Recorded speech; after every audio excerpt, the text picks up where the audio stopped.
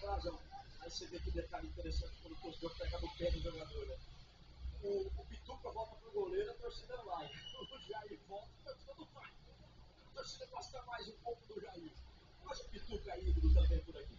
Sai da pedaceira bem Guilherme. Pituca um pouco mais atrás, Guilherme balança, o super direito. Tava no Pituca. Pituca lá na esquerda, volta pra Guilherme. No dentro tem o João Schmidt. O João fica com ela. Bola pra direita, recebe o JP Sherman. Sherman pela direita. João Schmidt faz a inversão, trabalha com o Guilherme lá na esquerda. Guilherme domina. Guilherme puxa pra direita, vai pro chute, bateu em cima do Paris. 40 minutos, Série B do Campeonato Brasileiro, Vila Belmiro. Olha o Guilherme. Livre, né? Solto.